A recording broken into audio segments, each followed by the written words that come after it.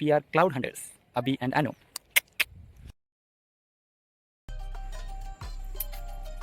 കോടമഞ്ഞ് നിറഞ്ഞു കഴിഞ്ഞു, ഒന്നും കാണാൻ പറ്റുന്നില്ല.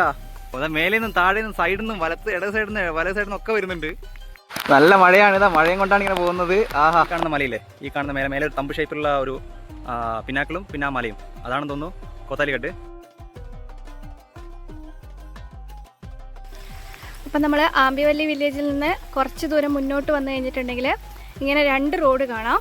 ഇതിൽ ഇടത്തേക്കുള്ളത് ഈ റോഡ് വഴി പോയാലാണ് നമ്മൾ കോത്താലിക്കെട്ടിലേക്ക് എത്തുക. ആംബിവല്ലി വില്ലേജിൽ നിന്ന് ഇങ്ങനെ മേലോട്ട് കയറി വരുമ്പം ഇതേപോലെ റോഡ് കൂടെ നമുക്ക് പോകേണ്ടത്.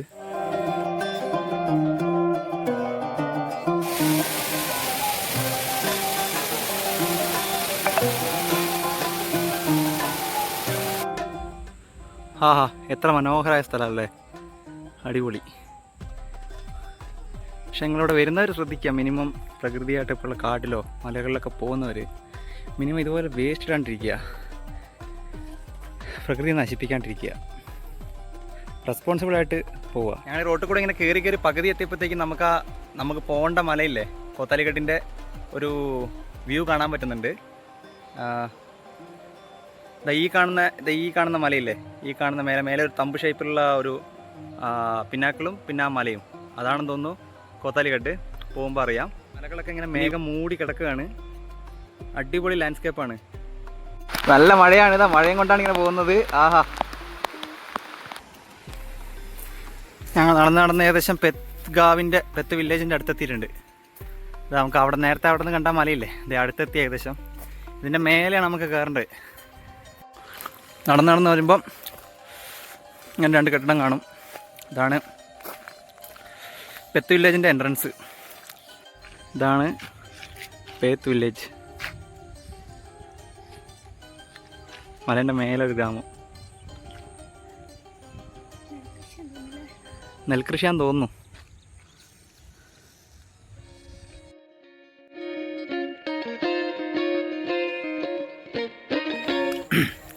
ഞങ്ങൾ ഏകദേശം കോത്താലിക്കെട്ടിൻ്റെ ബേസിലെത്തിക്കഴിഞ്ഞു. അപ്പം ഇതിനകത്ത് ഇവിടെ ഒരു ഡീറ്റെയിൽസ് കണ്ടപ്പോൾ നമുക്ക് കാണിക്കാൻ വേണ്ടി എടുത്തതാണ് വീഡിയോ. നിങ്ങൾക്ക് ആർക്കെങ്കിലും ഉള്ള ട്രക്കിങ്ങിനോ ക്യാമ്പിങ്ങിനൊക്കെ സഹായം വേണമെങ്കിൽ ഈ നമ്പറിൽ കോൺടാക്ട് ചെയ്താലും മതി. ഇവിടെ ഒരു ബോർഡ് വെച്ചിട്ടുണ്ട് ക്യാമ്പിങ്ങിന് വേണ്ടിയിട്ട്. ഇവിടെ ടെൻറ്റ് സൗകര്യങ്ങളൊക്കെ ഉണ്ടെന്നാണ് തോന്നുന്നത്. നിങ്ങളവരെ വിളിച്ചന്വേഷിച്ചാൽ നിങ്ങൾക്ക് മനസ്സിലാവും. അപ്പം ഇവിടെ കുറേ അങ്ങനത്തെ ഓപ്ഷൻസ് അവൈലബിൾ ആണ്. അപ്പോൾ നിങ്ങളിവിടെ ഇങ്ങനെ ഒരു ബോർഡിൻ്റെ അടുത്തതിന് ശേഷം ഇവിടെ നിന്ന് വലത്തോട്ടാണ് പോകേണ്ടത് കേട്ടോ. അപ്പം നമ്മൾ വില്ലേജിൻ്റെ മേലെ കയറി കഴിഞ്ഞിട്ടുണ്ടെങ്കിൽ ഇതേപോലെ കാട്ടിലേക്ക് ഒരു വഴി കാണാം. ഇതിലൂടെയാണ് നമുക്ക് മലേൻ്റെ മേലേക്ക് പോകേണ്ടത്. പോയി നോക്കാം.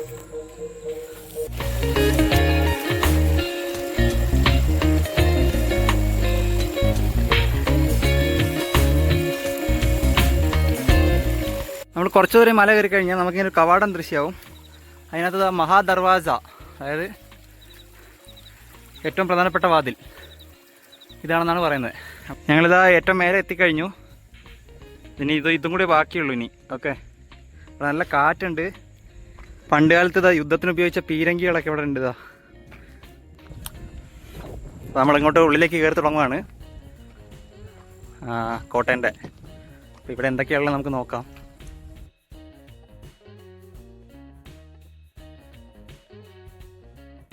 കോട്ടൻ്റെ മേലേക്ക് കയറുന്നതിന് മുമ്പ് നമുക്കൊരു കേവ് ഇവിടെ കാണാനുണ്ട്. ആ കേവിൽ എന്തൊക്കെയുള്ളത് നമുക്ക് നോക്കാം. ഇവിടെയാണ് കുറച്ച് ചിത്രപ്പണികളും തൂണിലെ കൊത്തുപണികളൊക്കെ ഉണ്ടെന്ന് പറഞ്ഞത്. അത് നോക്കാം. ഗുഹ സ്റ്റാർട്ടിങ് തന്നെ ഇവിടെ ഒരു അമ്പലമുണ്ട്. ഇതാ ഭൈരവനാഥ് മന്ദിർ എന്നാണ് എഴുതി വെച്ചേക്കുന്നത് ഇവിടെ.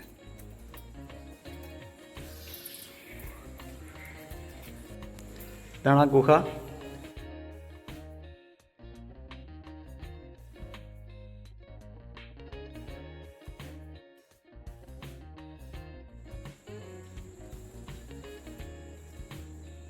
ഇത് ഞങ്ങൾ എന്നിട്ട് ഇതൊക്കെ കേവ് ഇറങ്ങി കഴിഞ്ഞതിന് ശേഷം ഇതിൻ്റെ ഉള്ളിൽ കൂടെ വേണം എന്ത് ചെയ്യാൻ, മേലേക്ക് കയറാൻ. വഴി കാണിച്ചു തരാം.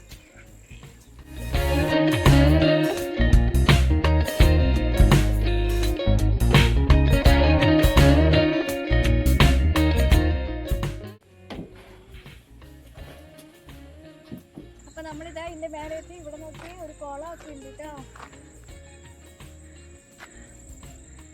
ഇതായിരിക്കണം പണ്ട് കാലത്ത് ഇവിടെയുള്ള ആൾക്കാർക്ക് വെള്ളം കുടിക്കാനും അലക്കാനും കുളിക്കാനൊക്കെ ഉപയോഗിച്ചുകൊണ്ടിരുന്നത്. ഞങ്ങളതാ ഏറ്റവും മേലെ എത്തിയിട്ടുണ്ട്. ഇവിടെ ഇനി ഇതിൻ്റെ മേലേക്കൊരു പോയിന്റ് ഇല്ല പോകാൻ. കോടമഞ്ഞ് നിറഞ്ഞു കഴിഞ്ഞു, ഒന്നും കാണാൻ പറ്റുന്നില്ല. അടിപൊളി. താഴെ വെള്ളച്ചാട്ടം, മേലെ കോടമഞ്ഞ്, സൈഡിൽ കാർമേഘം. ഇങ്ങനെയൊക്കെ കാണണമെങ്കിൽ വല്ല മലേൻ്റെ മേലെ തന്നെ പോകണം. അമ്മോ, ഇതാ ഫുള്ള് ഇതാ മൂടിക്കൊണ്ടിരിക്കുകയാണ്. ഫുള്ള് മൂടിക്കൊണ്ടിരിക്കുകയാണ്. ഇനി ഒന്നും കാണാൻ പറ്റില്ല താഴെ. അത് ആ മലേനെയൊക്കെ മൂടി ഇപ്പം തീർക്കും. ഇപ്പം ഫുള്ള് ഇപ്പം ആ മല പോലും കാണാൻ പറ്റാത്ത അവസ്ഥയാവും. അത് മേലിൽ നിന്നും താഴെ നിന്നും സൈഡിൽ നിന്നും വലത്ത് ഇട സൈഡിൽ നിന്ന് വല സൈഡിൽ നിന്നൊക്കെ വരുന്നുണ്ട്. അപ്പം ഞങ്ങളെ മൂടും തോന്നുന്നു. മൂടിയിട്ടുണ്ടെന്ന് അറിയില്ല. ഒന്നും കാണാനില്ല. അയ്യോ, ഫുള്ള് ആകാശം നിൽക്കുന്ന പോലെ ഉണ്ട്. ഇതുണ്ടോ, ഫുള്ള് ഞങ്ങളിത് ആകാശത്താണ്. അയ്യോ, ഇതിപ്പോൾ ഞാൻ പറഞ്ഞ മല ഇതാ തീരാനായി. ഇപ്പം മലയും കാണില്ല, ഒന്നും കാണില്ല. ആകെ കാണാൻ വേണ്ടി ഞങ്ങൾക്ക് കാണുന്ന ഈ ഒരു ചെറിയ ഭാഗമാണ് കേട്ടോ. ഇപ്പം അതും തീരും. ഇപ്പം ഞങ്ങളുടെ കൂടെ വന്നൊരു നായ്ക്കുട്ടിയാണ് കേട്ടോ. ട്രക്കിങ്ങിൽ കാഴ്ചയും കണ്ടോട്ട് ആസ്വദിച്ചിരിക്കുക.